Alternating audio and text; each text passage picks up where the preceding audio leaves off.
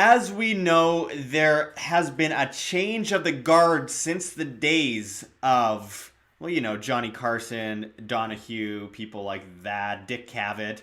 We have these talk show hosts that are essentially becoming propagandist arms for, not just the media, but the government and the complex that is involved with the government. I want to go into this a little bit with you all today, folks, because there's some news. Jay Leno is kind of coming out against a lot of these talk show hosts.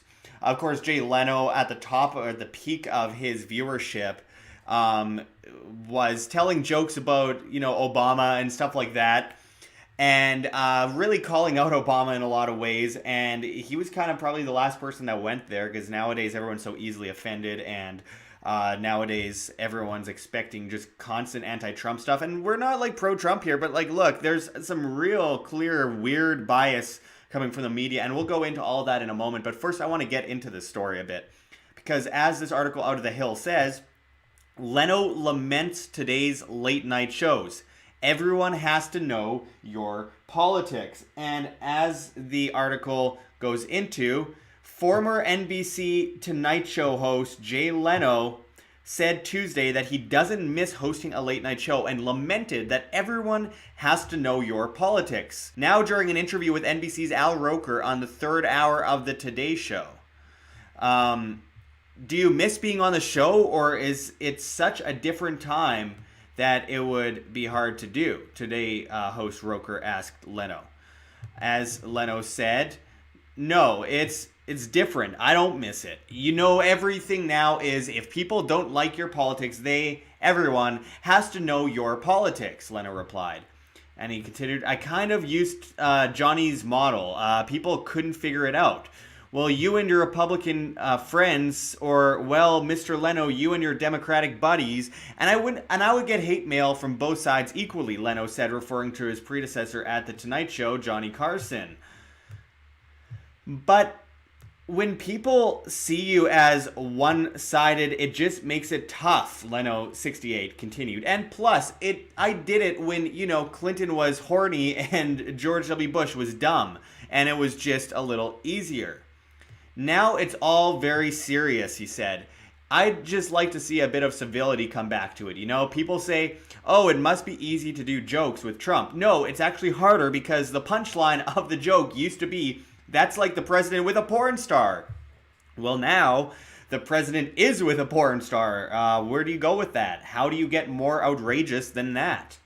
Leno initially left The Tonight Show in 2009, but returned in 2010 after the show experienced a tumultuous run with host Conan O'Brien. Leno left again in February 2014 while still leading his competition on CBS and ABC in the late night ratings race, and was replaced by Jimmy Fallon, a former Saturday Night Live cast member. Fallon dominated in his first few years against CBS's Stephen Colbert and ABC's Jimmy Kimmel, but once Donald Trump entered the presidential race, late-night shows became more focused on political news, and Colbert, a frequent critic of Trump who formerly hosted the political satire show The Colbert Report on Comedy Central, eventually jumped ahead of Fallon. Now, Donald Trump has actually replied to these what Leno said, saying on Twitter, Jay Leno points out that comedy on the very boring late night shows is totally one-sided. It's tough when there's only one topic. Fox and Friends. Actually, the one-sided hatred on these shows is incredible, and for me, unwatchable. But remember, we are number one. All right.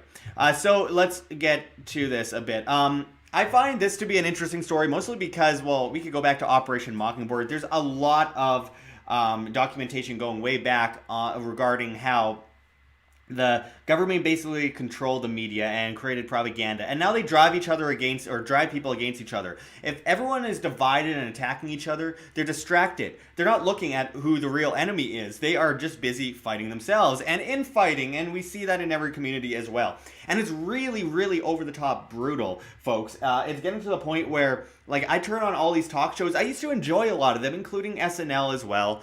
And it's just not funny. And okay, yeah, they might have the occasional actually funny jab at Trump, whatever, but it's all just Trump, Trump, Trump. South Park creators Trey Parker and Matt Stone ended up saying, I think it was a year and a half ago, we're not CNN, so we're going to refrain from like going after Trump all the time because like it's not really funny. Just watching him himself is far funnier than any joke you can make of him. He is a walking cartoon character, basically. And yeah, I mean, I call out Donald Trump on real things that the media isn't talking about. The media is not talking about the real issues. Like Trump saying he's pulling out of Syria, but then the news attacks him for that, but then doesn't say anything when he says that he's actually going to stay in Syria in order to quote unquote protect the world and protect Israel. Those are his words. And the media doesn't cover it. They don't cover the real negative things regarding Trump. They make things up because it allows for a kind of like this divide and conquer agenda to play out where people just drive each other against each other. And people on the right will rightly say that's fake news and it's made up about Trump. And then people on the left will believe whatever they say but not actually look at the real problems. And it just perpetuates a divide and perpetuates a collectivist paradigm that we see today in all walks of life, right, left, Pepsi, Coke, you know what I'm talking about. It's just, it perpetuates forever. So when we look at these talk shows, it is a serious issue right now that we turn to every channel and it's just more garbage. It's all the same recycled jokes over and over again. Melania doesn't like Donald Trump. Donald Trump is a big, mean, racist bigot, whatever. And none of it actually focuses on real problems, not just, made up divide, agendas that are playing out in all these medias. It's like CNN and then Fox News doesn't report on the real issues either. And CNN doesn't report on the real issues either. And this is why we need independent media. And this is why there's so many viewers on things like Joe Rogan's podcast. I mean, look at Joe Rogan.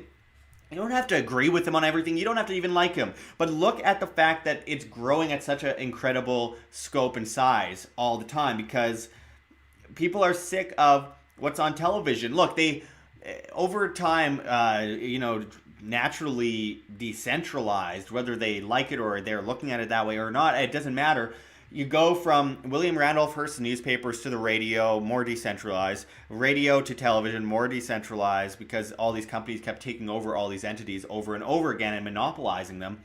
And then you go from television to Facebook and YouTube. And let's face it, that's getting over the top centralized, getting really bad and censored. So people are moving from YouTube and Facebook to decentralized alternatives that aren't there yet. We can only hope for the best, but the fact is it's happening.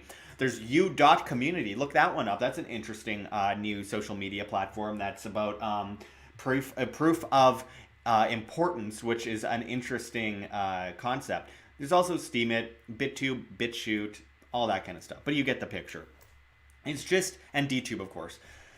It's just that there's so many options coming up because people are sick of this and they're naturally going to move away from it. And when you're watching Stephen Colbert make like snide, arrogant comments all the time, lecturing the rest of the country from his high horse, and you see them all delivering the exact same narrative as if there's some kind of resistance, it's kind of gross. It's gross to watch. It's like it makes you feel kind of sick.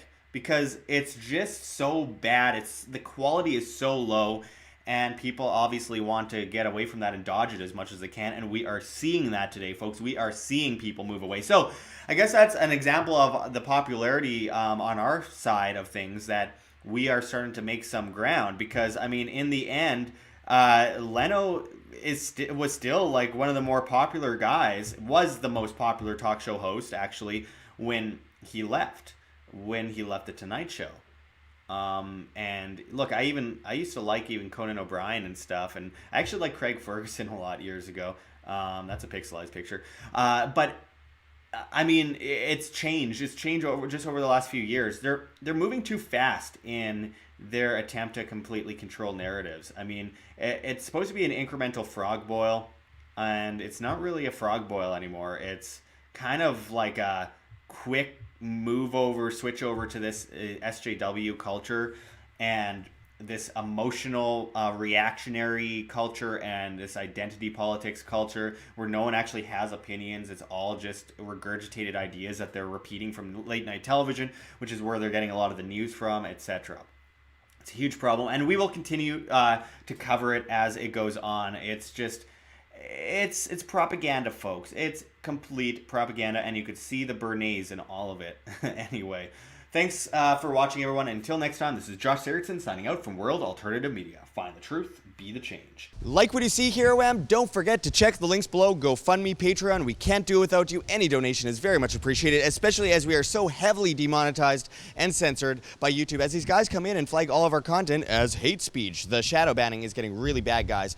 Also, check our Bitcoin address right here on the screen or in the description below. We really appreciate it. And of course, check us out at the Red Pill Expo 2019. Of course, the great G. Edward Griffin and so many other incredible speakers will be there. Our link for that is below as well. And we cannot forget Mike Maloney's goldsilver.com, which you can also find in the description. One of the greatest market and monetary historians out there. We really encourage everyone to check that out. But until next time, this is Josh Sigurdson signing out from World Alternative Media. Find the truth, be the change.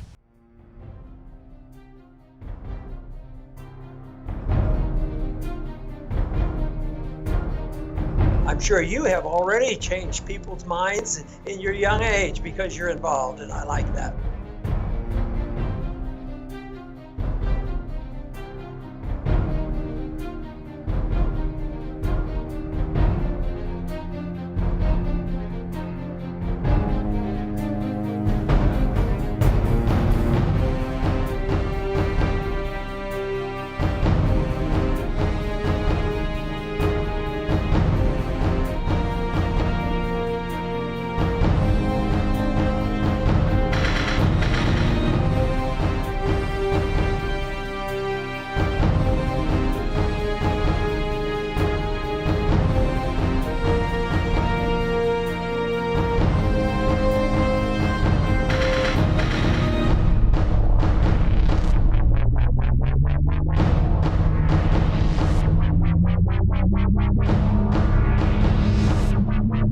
Thank you.